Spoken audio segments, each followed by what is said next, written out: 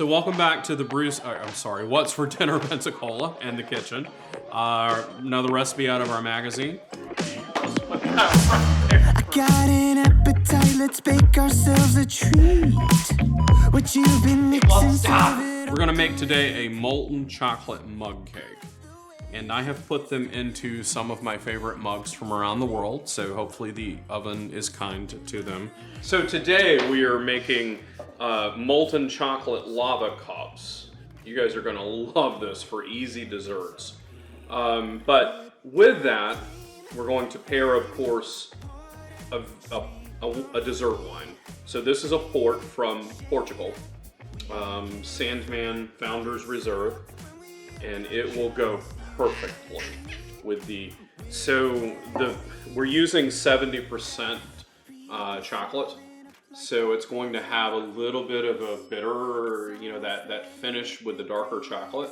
So the sweetness of this wine is going to go together perfectly in the end with the molten lava cake, to pair with a little bit of bitterness of the chocolate and the sweetness of the wine. It's going to be fantastic. And I'm going to go ahead and get started on some while we make the molten lava cake. Nobody's surprised. What we did today is we started out by taking each of the mugs. We did 4 of them in this case. Melted some butter, brushed the butter on the sides of the mug, took flour and floured the mugs. You had to use your God-given brushes. Well, it just didn't have enough butter, those other mugs. You're gonna take 3.5 ounces, or in our case, since we did 4 mugs, we did 4 ounces of 60-70% dark chocolate. We had chocolate pieces, so we didn't have to cut them, but if you get whole chocolate, you're gonna chop your chocolate, and in a medium bowl, you set it over a saucepan of simmering water. Or a double boiler, if you have one. Boiler. You're gonna melt your chocolate with a stick of butter, and you're gonna stir it until it's smooth and lukewarm, not hot. And we used an Irish butter, pure, organic, and we also used Ghirardelli chocolate. I would suggest a high-end, pure, organic type natural butter, and a solid chocolate. Ghirardelli's fine, anything higher end. It'll just come out better in the mix in terms of using the purer ingredients. Stop There's squeezing a it, big because if block I of get ice. squirted with milk, That's why I I'm think the mad. microwave for 30 seconds is not a bad idea. So this is apparently why you don't store milk in the very back of the fridge. My fridge doesn't do this. We're having Caesar. How much milk do we need?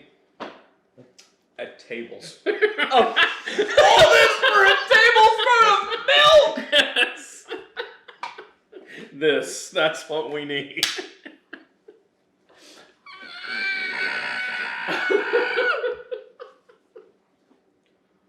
One tablespoon. When the actual dry ingredients were mixed together, then we took them in a mixer, an electric mixer. You're going to whisk the eggs along with the sugar. The recipe calls for not long, like you don't want the color of the eggs to change. So like your eggs go in with the yellow from the yolk as they begin to mix. Leave it that yellowish color. Don't let it get beyond that amount with the sugar and the egg mixture. Then you're going to whisk in your melted chocolate and butter mixture from the double boiler, from the stove. And then once that's nicely mixed, you're going to whisk in the flour, the cocoa powder, and the milk.